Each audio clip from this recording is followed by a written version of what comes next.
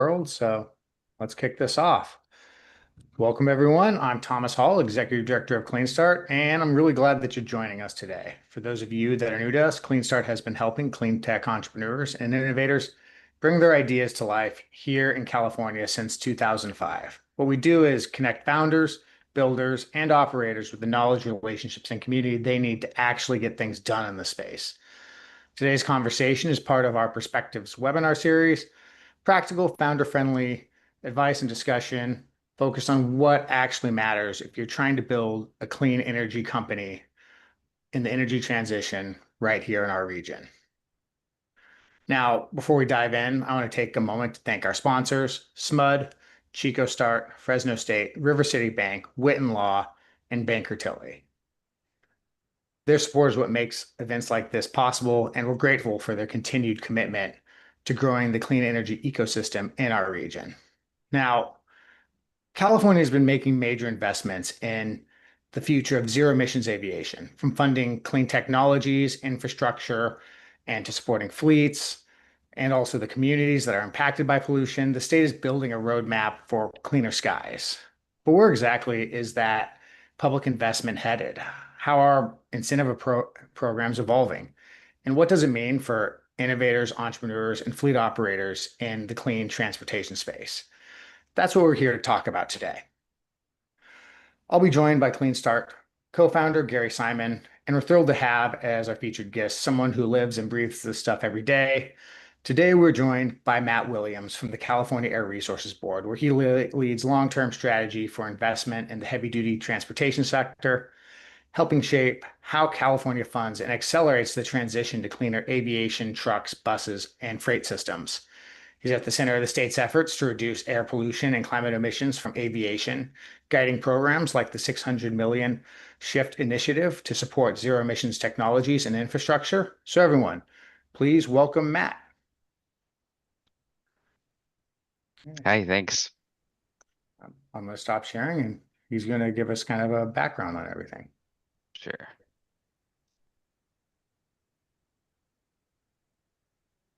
Get those slides up.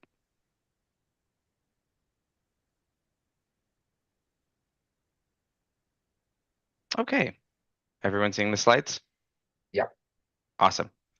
My name is Matt Williams, and I am the lead staff for our long-term heavy-duty investment strategy at the California Air Resources Board, and I also work on our Sustainable Heavy-Duty Initiatives for Future Technology, or SHIFT program, where we are developing the next generation of clean heavy-duty technologies.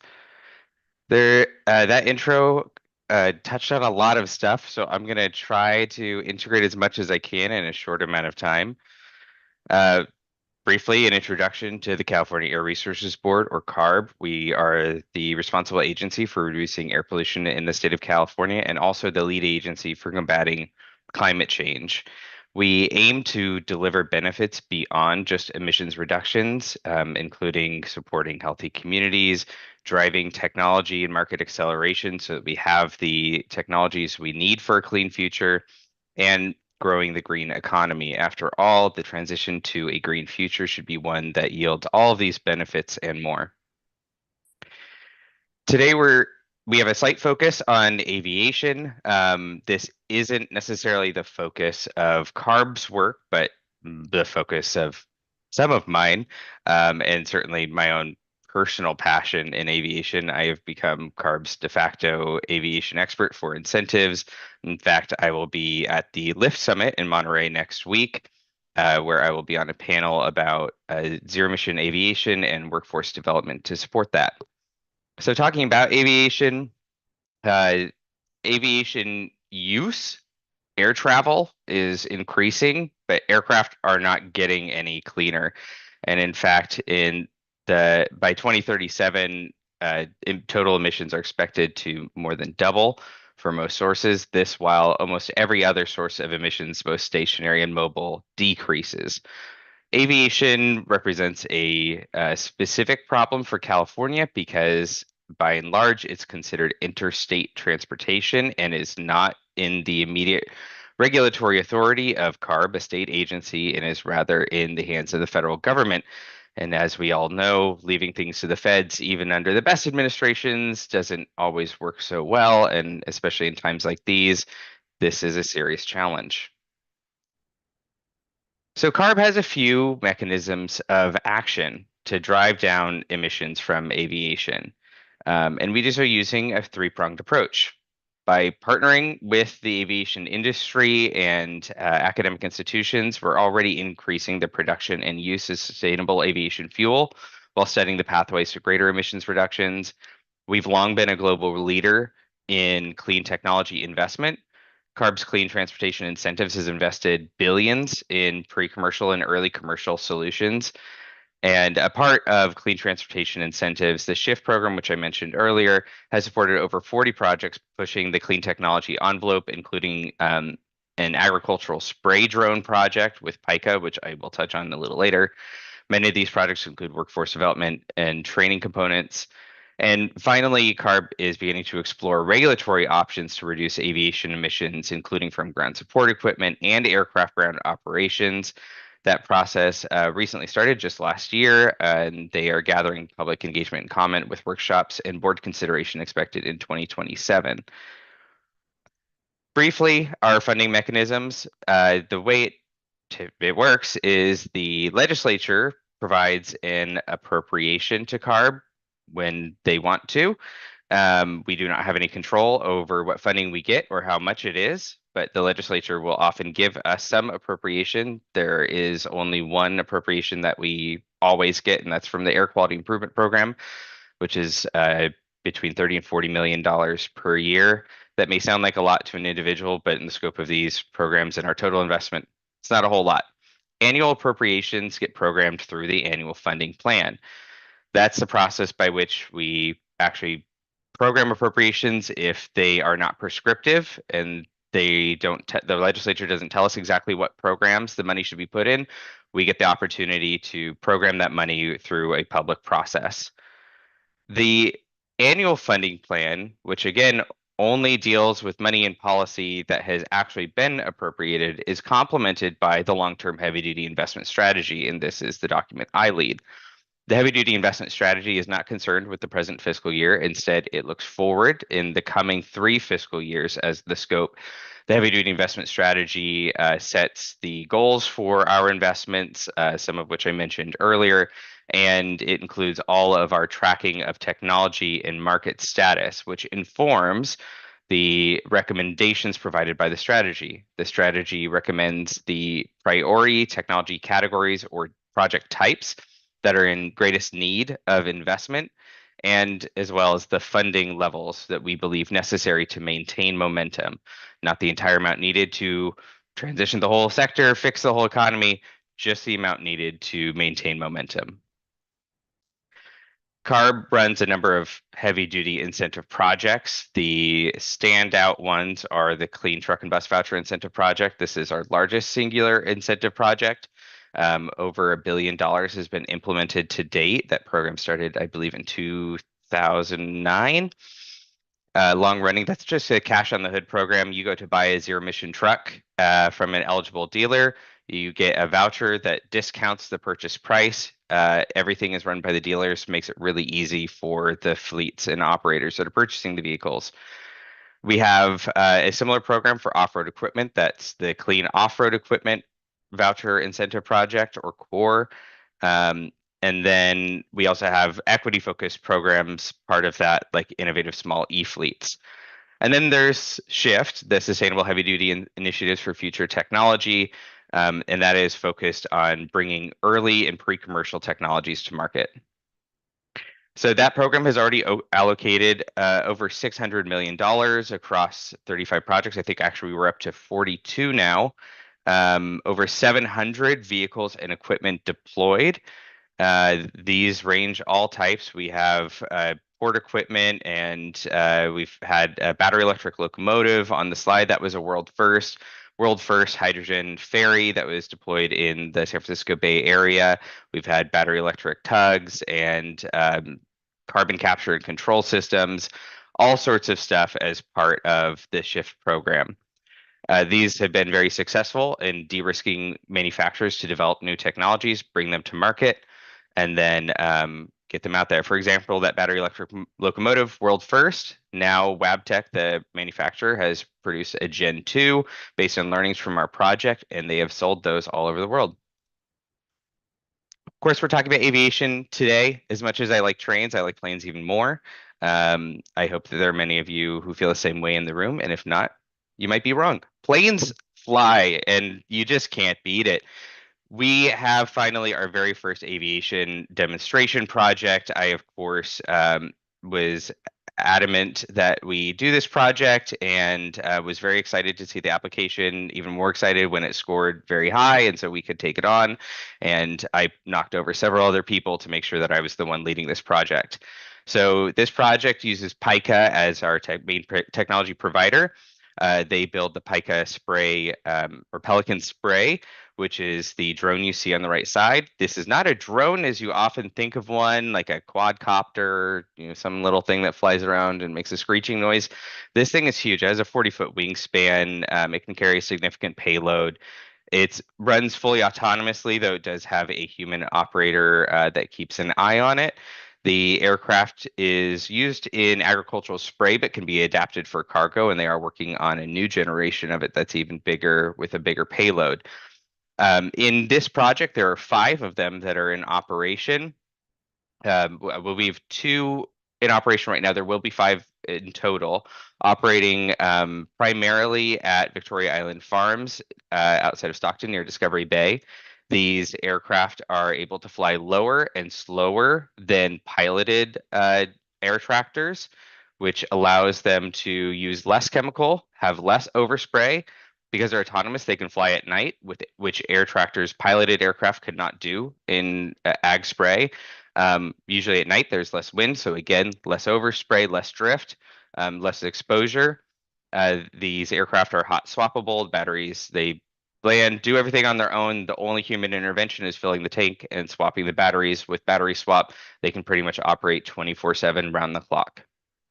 I've gotten to see these in action. It's pretty amazing. I wish I had I should have put a video in here so you could see it. I'll keep that in mind for next time. I'll talk briefly about the Sustainable Statewide Clean Aviation Initiative. This is our regulatory exploration effort. This is fairly early on in the process, so if you're interested, I do encourage you to seek more information. You can just Google California Statewide Clean Aviation Initiative. You will find it. They are exploring multiple options for ways to reduce emissions at airports. So that includes ground support equipment, auxiliary power units on the aircraft, GSE, and taxi takeoff and landing. So those things will be certainly more controversial.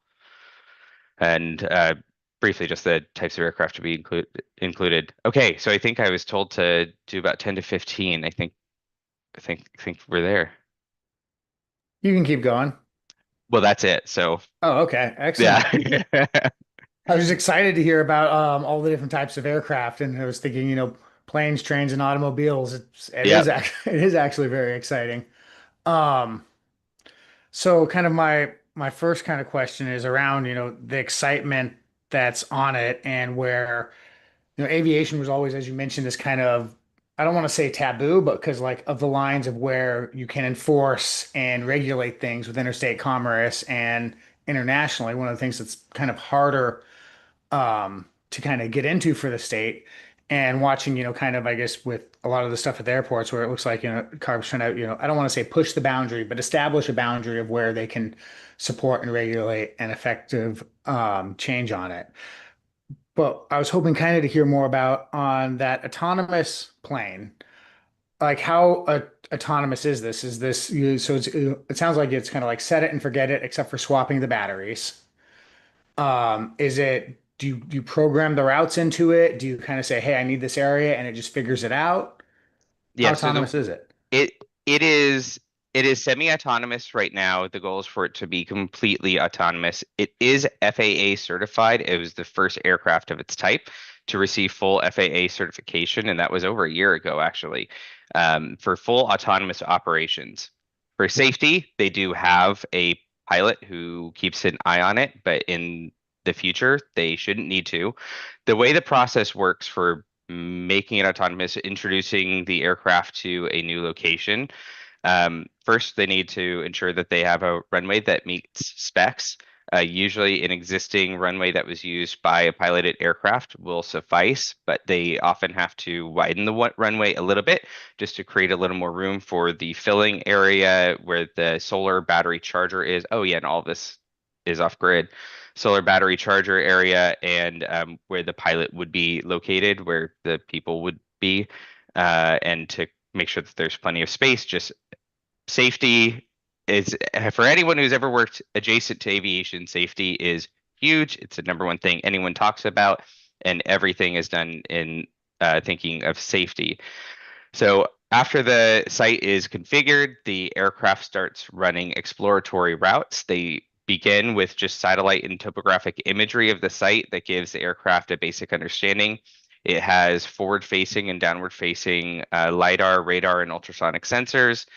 It then maps all of the terrain. The human operators will map out known hazards, roadways, power lines, things like that. So it knows that those are there before it starts mapping. It doesn't map them by running into them.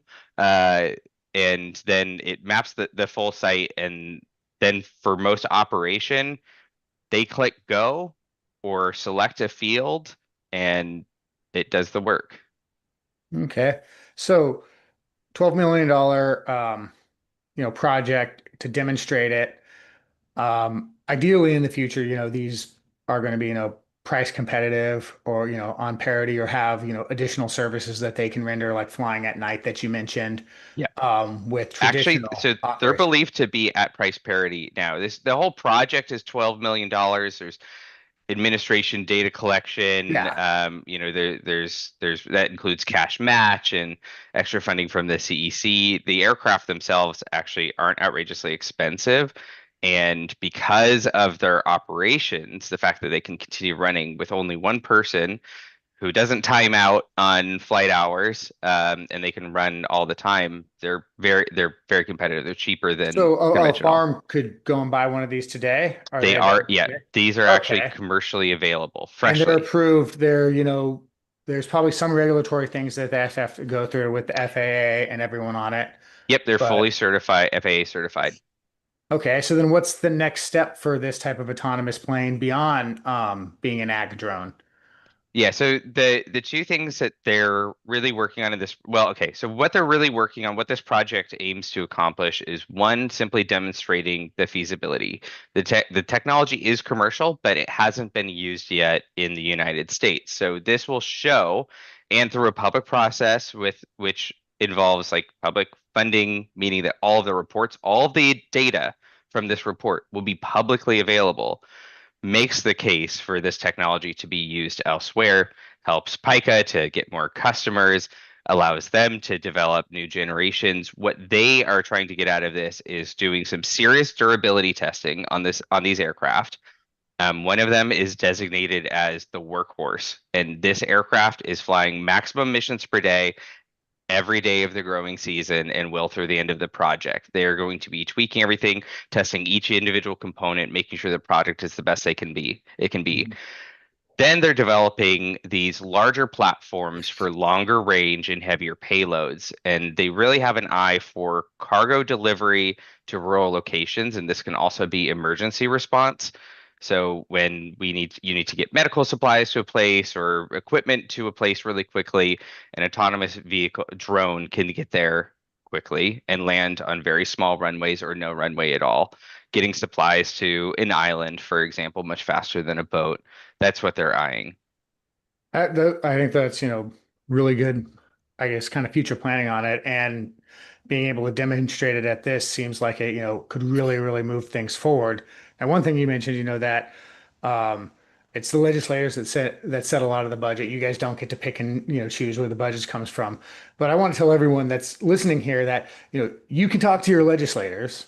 You can also talk to your air district and CARB and get involved with them. And if you do have a startup company or a company that thinks they kind of play in this space, I'd encourage you to reach out to your air district CARB and your regulators on them. Uh, could you share a little bit about maybe a different, because it sounds like Pica, they were the only ones that were FAA approved kind of to do this, so maybe it was a bit easier for them.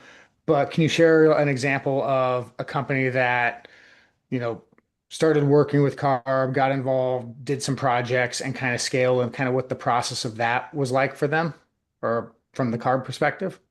Yeah, so I mean, Pika does kind of fit the mold. They're a little further along than some of the companies they work with just because they were already certified, but this was their first demonstration project. A lot of the companies that we work with, we work with in our projects, big companies that you've heard of, like Volvo and Tesla, but lots of smaller technology providers often that are providing, individual powertrain systems or data collection or EV infrastructure.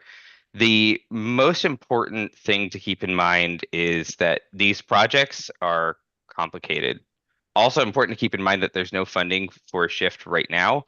All of our current funding is tied up in projects, and we are not receiving an appropriation this year. So again, to your point that if But shift you is got to get something ahead of that the is, curve, right? yeah, so, You can't yeah. just So I wait for the really the solicitation to hierarchy is come out. ensuring that the funding is available, which it's not right now, unfortunately. And then working on putting together a project idea. The best projects were figured out long before a solicitation was ever released. These are competitive solicitations, so only the top scoring projects will be offered grant agreements. But it's really important that the ideas be fleshed out very early on, that you get a project team together. These are really complicated. You need a lot of people on your team to make this work. You have to partner with an eligible grantee. So private companies cannot be a grantee, but they can be part of a project. So you need to partner with an eligible grantee, which is either a California-based nonprofit or a air district or a governmental entity like a city or municipality. Those are the only eligible grantees. So you have to start talking to people, figuring out who you would work with, what the ideas for the project, and just have everything kind of ready in the wings. At the very least, you are getting together the right people to do the project yourself, and maybe those people become customers of yours. And in the best case scenario, we get funding, we get to release this solicitation, and you already have the plan figured out. Yeah. I'd say prepare to scale your company regardless of what the CARB does. And, if you communicate with your legislators and CARB and the world about what you're doing, you'll probably find that um, the solicitations go out, are thinking about companies that are looking to scale for problems that CARB has on things. Um, we have got a question uh,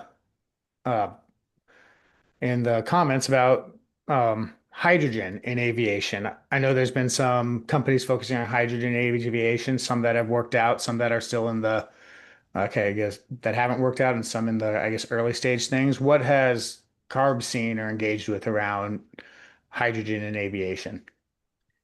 Um, we haven't had a whole lot of engagement as we've talked about. Aviation has long been kind of untouchable, just as far as jurisdiction goes, and also until fairly recently, zero emission aviation was not really anything beyond a concept. But in the last 5 to 7 years, it's really just started happening. I have worked with a company called Zero Avia. They have they're working with a Dornier, I think it's a 12-seater aircraft in the UK. They were actually based in California. They moved to the UK because the UK was offering better investments in the technology. I'm glad they found that. I was sad to lose them, but I'm glad that they're getting the investment they needed. They are I get pretty that. far along. The other company that's pretty far along is Joby.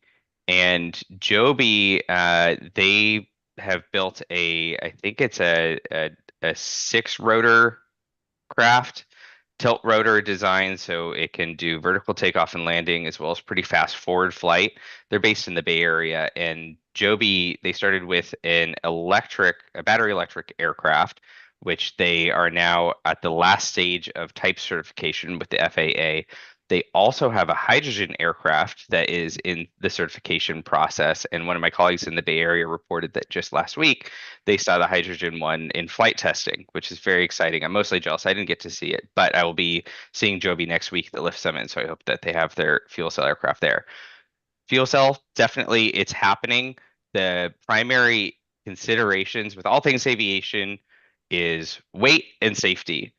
So batteries have a weight problem, and hydrogen has at least a perceived safety problem. And so the primary barriers to hydrogen aviation is going to be like on the infrastructure side and certification and safety. Like it's going to filling up a hydrogen aircraft is going to be something FAA has ever seen. It's going to involve a lot of infrastructure there. And then, of course, flight is very energy intensive. It's the most energy intensive form of transportation.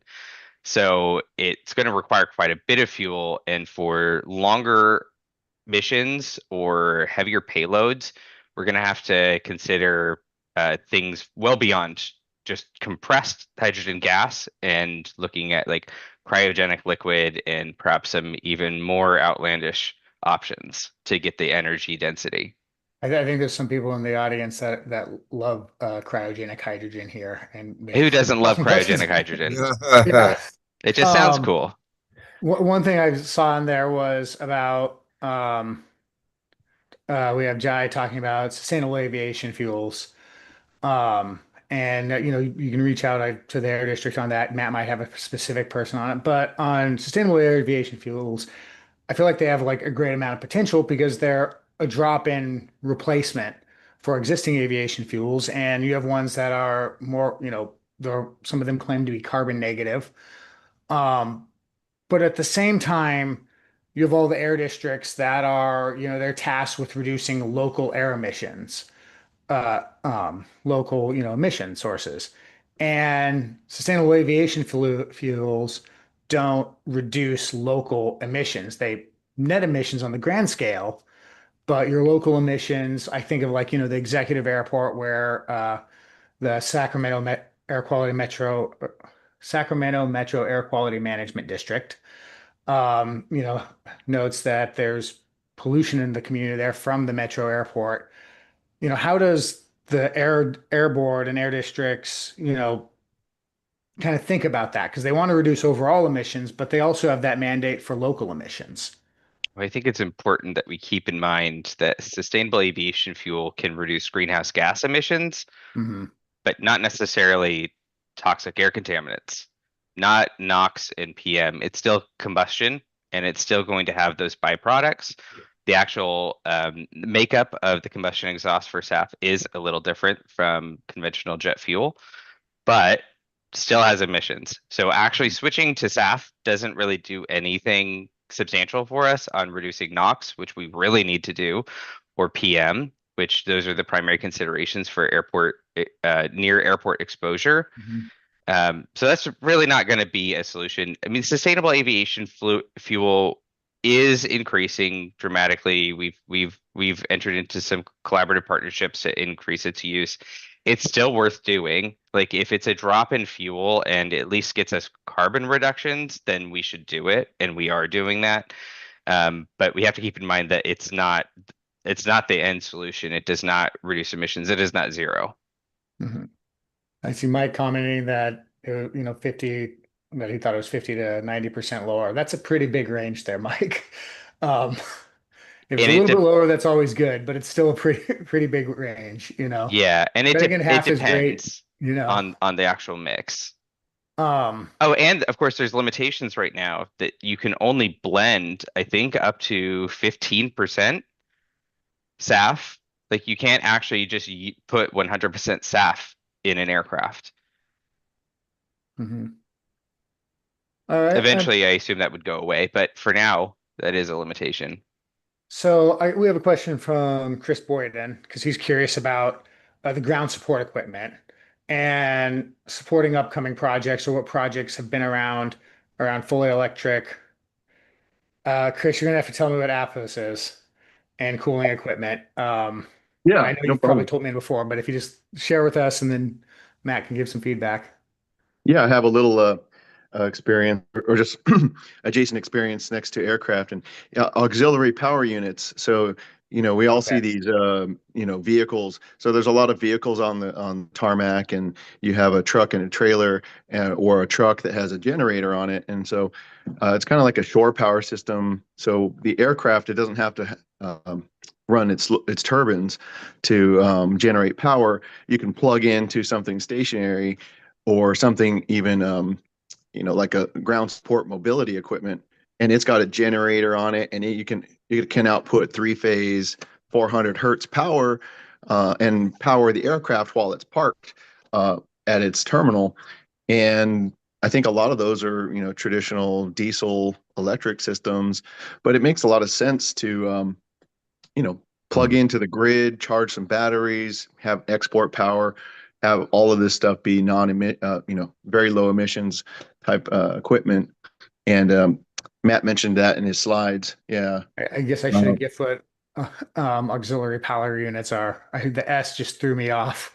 oh, no Um, problem. but I think Yeah. because a lot of your questions or things is the technology that's currently built is built around having these constant generators on them and might not be as, efficient as one with batteries might need to be.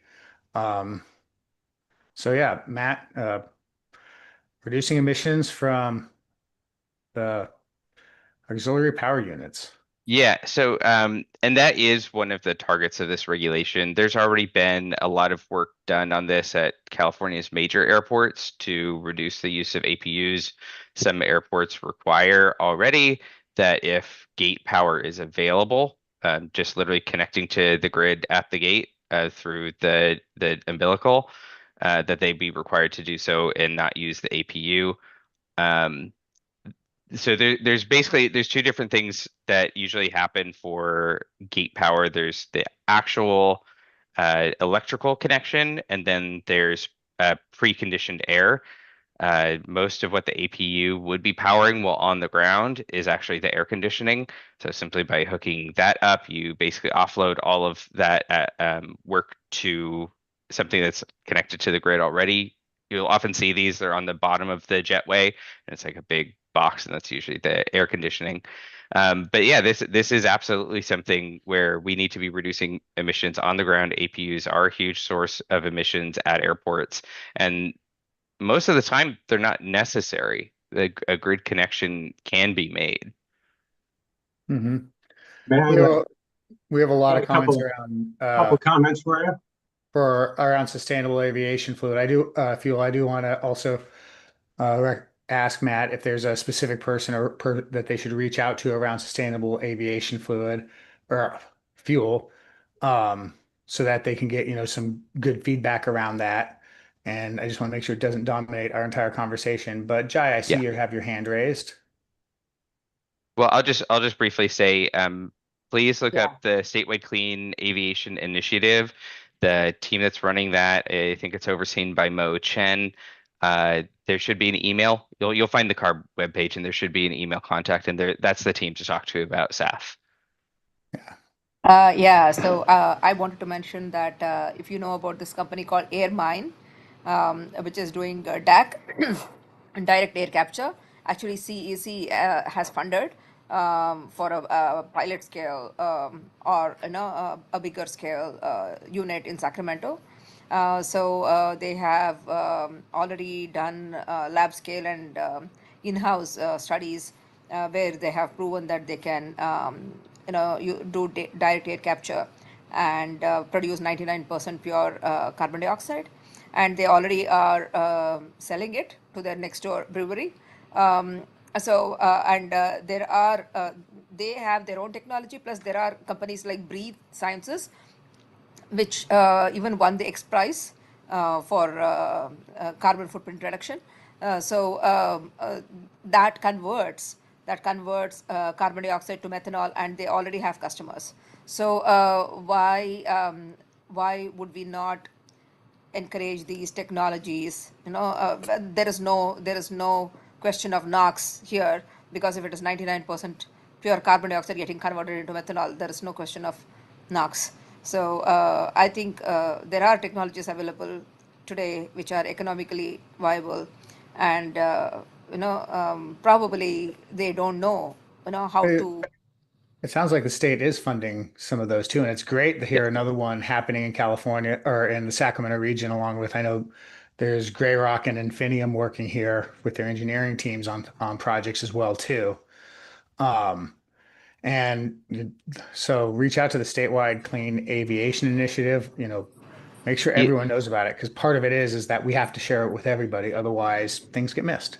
Sorry, Yeah, and Matt. for carbon capture and control, that's actually a whole separate initiative that CARB does have. We work with the Governor's Office of Business and Economic Development, GoBiz, and I think the CEC and another state agency. States are really big. So I know that there is a whole initiative around carbon capture, direct air capture. I don't work on any of that, so unfortunately, I don't know much of the details, but I know that it does exist, and I'm sure you can find it with a quick Google search and find the right people to reach out to. All right, thank you. Mhm. Yeah. I'm going to say, I think we're economically, we're bigger than the UK, and that company's going to come back just because of our economic power, right?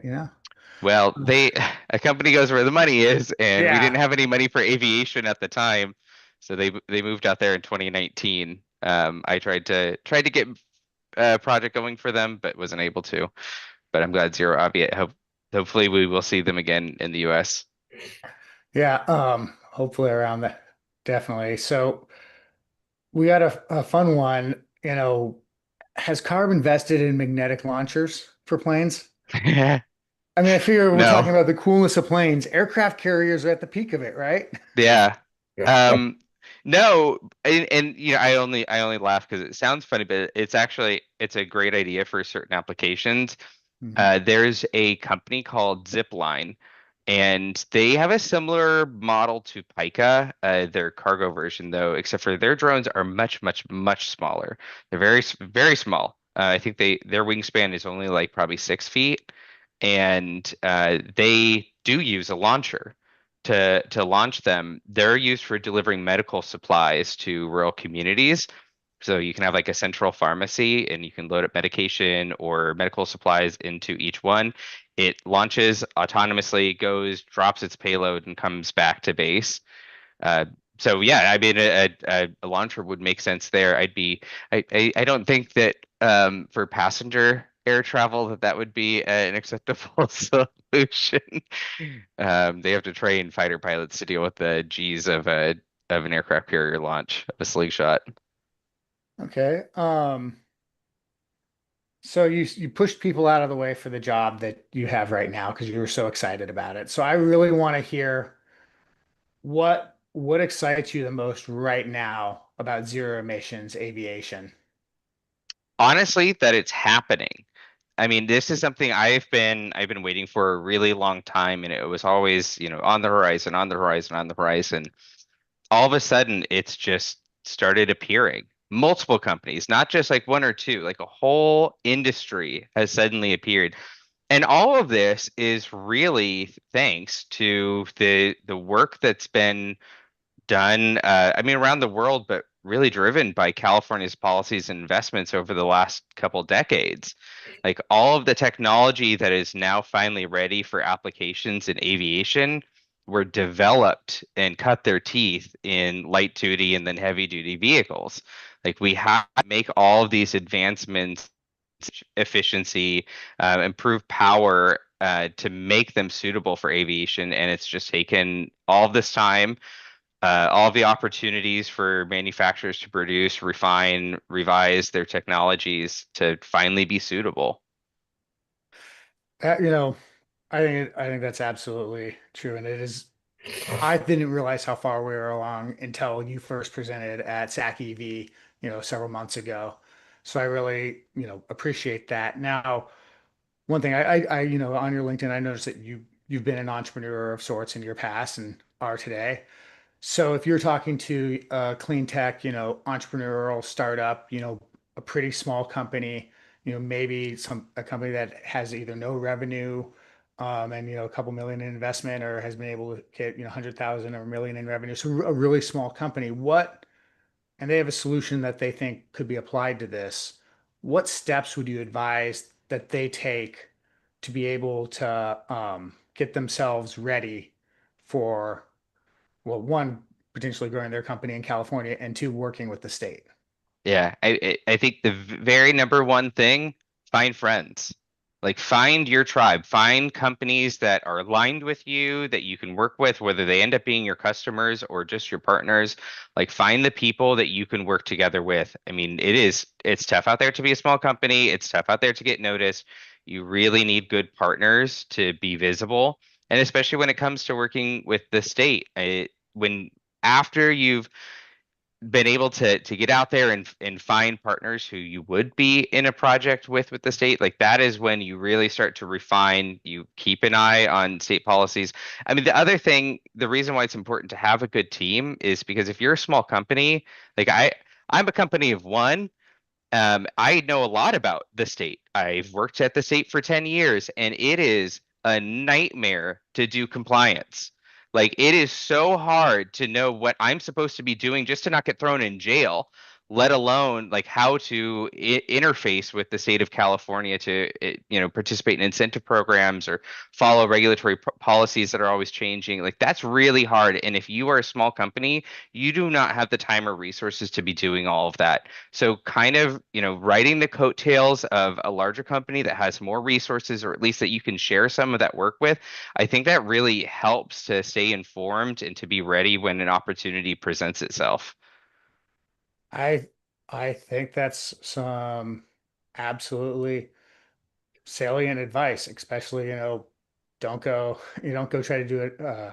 You can go fast maybe alone, but you can go a lot further together with someone. Yep. Um, and as we come up to about 10:45 here, I want to say, is any last call to actions that you have for the community, or how you want people to get involved with the State Clean Aviation Institute and with the kind of 3-year cycle funding? Yeah, so the important things, if aviation and the regulation development is really important to you, please absolutely get involved with the statewide clean aviation initiative. You can just Google this, you will find the CARB page. You'll be able to sign up for emails. They do have upcoming workshops. And you can review the recordings and slides from their last two workshops. They've only had two so far, so you're still getting in early. For funding, you can, again, either on the CARB website or just from Google, search Clean Transportation Incentives, CARB, and you will find that. Please sign up, register for our mailing list, and you'll be notified when we have workshops and work groups. We actually have our first, we have one tomorrow. Oh my God, I forgot. Yeah, we have one tomorrow. So I believe it starts at 8:30, 9. Please look at the website and find out for me. I'm sharing slides for that actually. I'll find out what time it is. But we would love to have you there. It would be a great opportunity to get acquainted with the process of the annual funding plan and what's happening this year. If you're on the email list for clean transportation incentives, you'll also get notifications about the long-term heavy-duty investment strategy. We'll have a little bit of public process for that later in the year, probably late summer, early fall. I think that's a great call to action to get involved. Hear Matt talking about how excited he is about electric and zero emissions vehicles in aviation. Well, guess what? The state doesn't make any, so they want to talk to you about it. Yeah. And with that, I'm going to go ahead and wrap this up. I want to thank all of you for coming and joining this conversation. It's the conversation that we love to have here at Clean Start. Matt, thank you so much for taking the time to share with us what's happening at CARB, giving us a look into California's investments in zero emissions aviation, where they're headed, talking with us about all the different things that you have seen.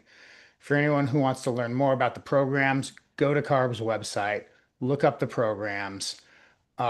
Make sure that you're awake tomorrow morning so that you can go and give feedback to these initiatives, because the thing that makes California work is everyone participating, businesses and individuals with agencies like CARB, your local air district, and the legislator. So thank you for sharing all these programs, from Shift to the new one coming up of Sustainable SCI. Well, Okay. Sky. Sky. Okay, Is that's it easy. clever, right? Sky. Yeah. That makes perfect sense on it. And if you enjoyed this conversation, Be sure to subscribe to Clean Start so you don't miss future events like this. Thank you, everyone, for joining us today. Thank you, Matt. Big round of applause for Matt, everyone. Thanks so Just much, for him to Matt. do it. Thank you. And of course, none of this happens without our sponsors, SMUD, Chico Start, Fresno State, River City, Witten Law, and Baker Tilly. If you get a chance, learn about what they do and what they're doing and how they're investing in our community. It would mean a lot to us if you connect with them. And don't miss our upcoming events if you found this useful. We have upcoming meetups on the grid, mobility, and generation. Additionally, we'll be out there at Ecos Earth Day. And if you're in going to San Francisco for Climate Week, I'm going to be there all week. I'll be releasing a schedule of all the stuff that's happening, a lot of it at places like 9-0. Make sure that you engage with the community and make those friends that Matt said that you need to make to go far in this. So connect with us, find us at cleanstart.org. We're active on LinkedIn. Just search Clean Start. You'll either get us, a cleaning company, or a suppository company. You can guess which one does the clean energy. Um, until next time, thank you for joining us.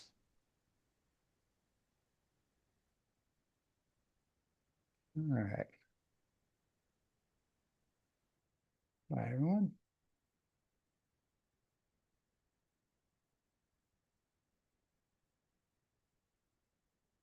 Rana, go ahead and close the meeting.